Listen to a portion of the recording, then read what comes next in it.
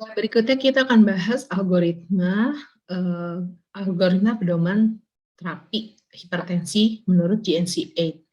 Ya, sebenarnya nggak banyak berbeda antara GNC8 dengan apa yang disampaikan pada farmakoterapi handbook tersebut yang sebelumnya kita bahas gitu ya. Jadi kalau GNC8 ini kita mulai dari kotak yang ini nih ya, untuk pasien hipertensi yang adult, yang dewasa, usianya 18 tahun ke atas, itu yang pertama dilakukan adalah implementasi daripada modifikasi gaya hidup. Nah, di sini udah lengkap nih ya. Jadi ada diingatkan kembali perubahan gaya hidup apa sih yang diperlukan untuk mengontrol tekanan darah. Yang pertama adalah smoking cessation, jadi berhenti merokok gitu ya. Nah, kemudian ini mengontrol glukosa dan lipid darah ya, khususnya untuk yang diabetes atau yang mengalami dislipidemia atau penyakit jantung koroner. Nah, kemudian yang berikutnya adalah diet. Dietnya spesifik untuk hipertensi, diet DASH ya, kita udah bahas. Untuk konsumsi alkoholnya juga dikurangi gitu ya, garamnya juga demikian. Physical activity-nya ditingkatkan mulai dari aktivitas fisik yang sedang sampai yang berat gitu, di mana disarankan seminggu itu 3-4 kali dalam waktu seminggu ya. Nah, masing-masing itu selama 40 menit per sessionnya. Nah, itu yang pertama memang harus diterapkan, gaya hidup. Nah, setelah itu baru di sini kita lihat ada set BP goals. Jadi artinya ditetapkan dulu ya targetnya, tekanan darahnya berapa kalau mau diterapi gitu kan. Nah, kalau sudah ditetapkan targetnya, baru mulai pemberian daripada pengobatan atau agent-agent anti hipertensi ya. Nah, ini untuk algoritmanya sendiri dibagi menjadi dua. Yang pertama adalah general population yang tanpa compelling indication ya. Dan yang di samping yang merah ini adalah algoritma untuk yang punya compelling indication, tapi di sini hanya dibahas tentang diabetes dan CKD saja. Oke, kita bahas yang hijau dulu, yang tidak ada compelling indication. Jadi ketika didiagnosis hipertensi, yang pertama diperhatikan kalau dari GNC itu adalah usia. Usianya 60 tahun ke atas atau ke bawah gitu ya. Jadi kalau 60 tahun ke atas itu dikategorikan usia yang manula ya, yang sudah tua, dan secara fisiologis itu dapat dipahami bahwa terdapat penurunan fungsi organ. Dalam hal ini adalah jantung dan pembuluh darah. Ya, jadi pada orang tua tekanan darahnya targetnya beda ya. Sistoliknya tidak 140/90, tapi sistoliknya itu adalah 150 ya, diastoliknya sama 190. Oke, kemudian di sini kita lihat setelah ditetapkan goals-nya atau tujuannya ya, tujuan daripada terapinya ini, baru nanti karena ini dunia ya, karena ini adalah pedoman yang berlaku untuk masyarakat seluruh dunia, maka sebenarnya ini dipisahkan menjadi black sama non black ya, bukan mau rasis, tapi di sini berdasarkan penelitian bahwa ternyata kalau orang kulit hitam ini sangat sensitif terhadap ACE sama ARB ya, jadi tidak disarankan pemberian ACE atau ARB pada penderita hipertensi yang tidak ada compelling indication-nya. Jadi sama sih sepertinya kalau pilihan first line terapinya ya, yaitu ACE inhibitor. Di sini ada juga nih ya, ACE inhibitor, ARB, diuretik thiazide, dan calcium channel blocker. Ini boleh diberikan monoterapi atau combo atau kombinasi ya. Nah, setelah itu yang nggak ada compelling indication. Sekarang gimana yang ada compelling indication-nya? Ya kalau misalnya pasiennya juga menderita diabetes ya, pada nggak usah diperhatikan umurnya berapa, pokoknya goals-nya itu adalah kurang dari 140/90. Nah, obatnya bagaimana? Obatnya sama yang cuma targetnya doang yang beda ya. Nah, kalau untuk yang ada CKD ya, CKD mau umur berapapun, mau ras apapun ya, targetnya kurang dari 140/90. Kalau tadi di sini di note diperhatikan bahwa pada black ya ACE inhibitor sama ARB jangan dikasih, tapi ketika misalnya orang kulit hitamnya itu juga CKD ya tetap dikasih ACE inhibitor atau ARB, bisa monoterapi, bisa kombinasi dengan kelas lainnya. Nah, setelah dipilih obatnya, kemudian dilihat apakah tercapai targetnya. Kalau iya, teruskan terapi dan monitoring ya. Monitoring ini khususnya untuk efek samping ya. Jadi kita tahu kalau misalnya dikasih diuretik itu efek sampingnya adalah hipokalemia ya. Jadi monitoring kadar kaliumnya di dalam darah. Nah, kalau misalnya ternyata dia tidak tercapai, apa yang harus dilakukan? Yang dilakukan adalah reinforce lifestyle dan adherence. Jadi lihat lagi apakah pasiennya menerapkan perubahan lifestyle dengan sungguh-sungguh gitu ya, patuh gitu ya. Kalau tidak, kalau belum, itu mesti dimotivasi ya, mesti dimotivasi.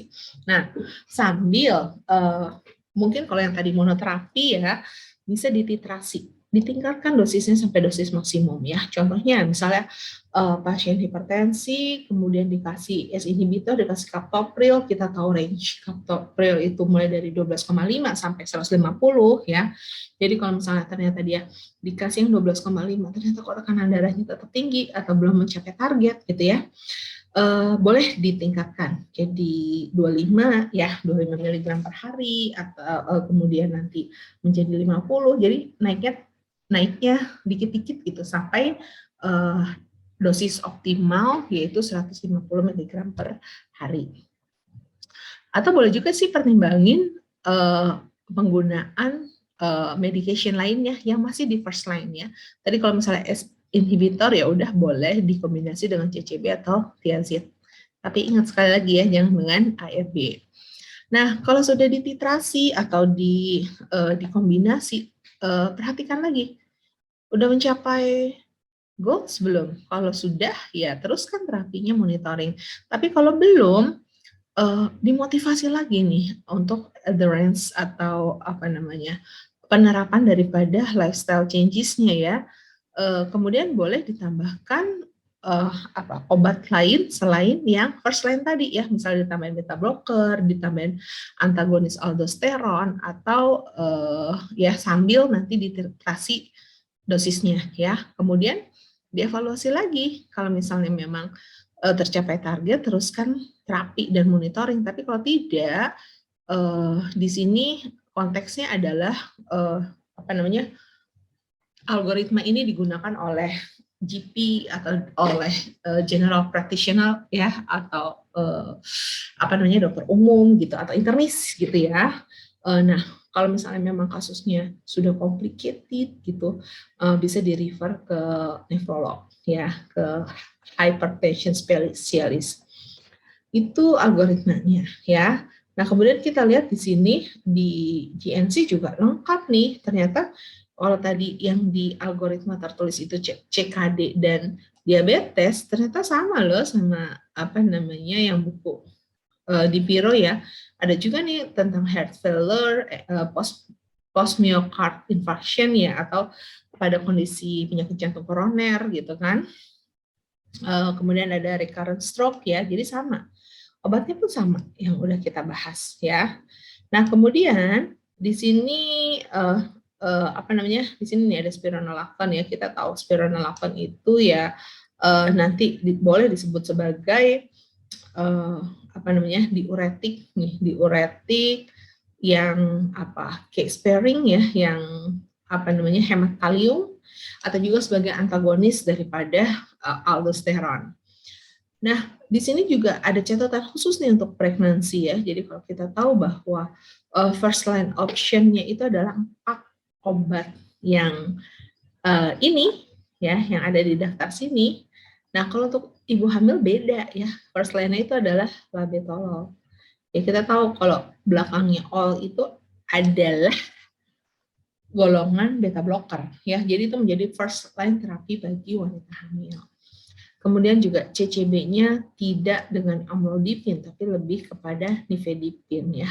Kemudian bisa juga dikasih metildopa. Metildopa ini merupakan centrally acting agent ya. Nah, di sini juga menyenangkannya daripada algoritma yang diberikan oleh NC8 di sini lengkap dengan drug classesnya ya.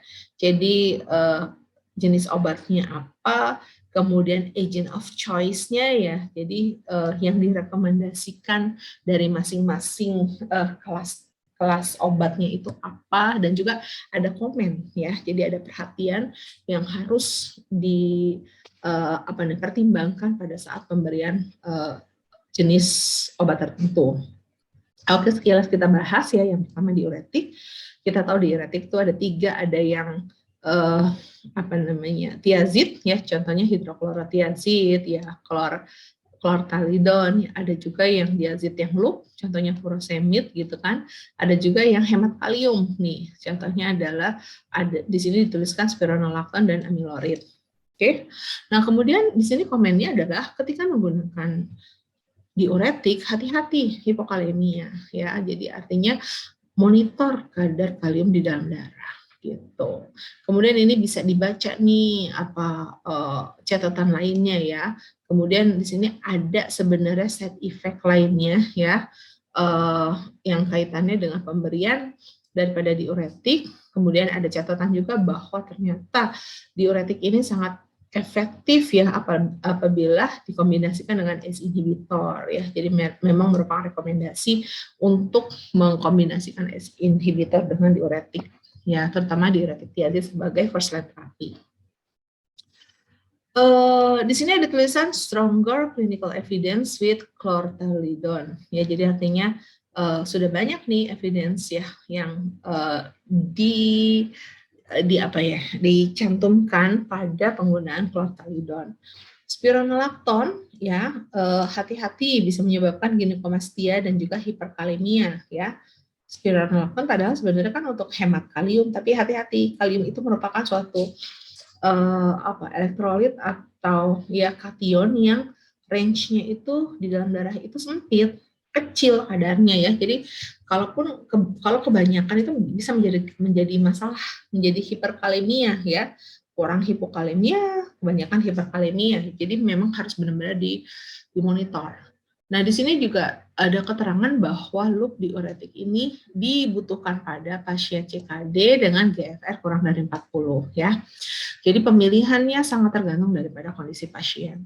Yang kedua adalah kelompok ACE inhibitor atau ARB ya. Kalau kita tahu nih kalau ACE inhibitor itu belakangnya pril, ARB belakangnya TAN ya.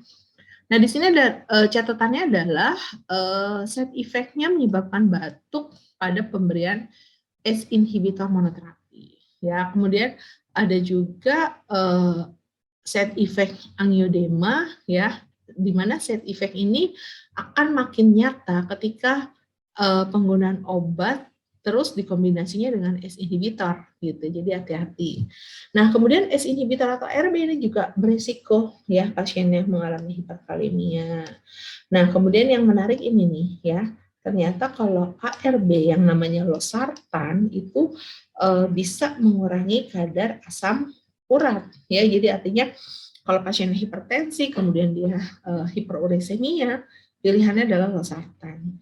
Kalau pasiennya hipertensi dan juga migrain, pilihannya adalah kandesartan ya. Itu adalah komen-komen yang perlu diperhatikan. Kemudian beta blocker ya, di sini ada metoprolol, nebivolol ya, dan all lainnya.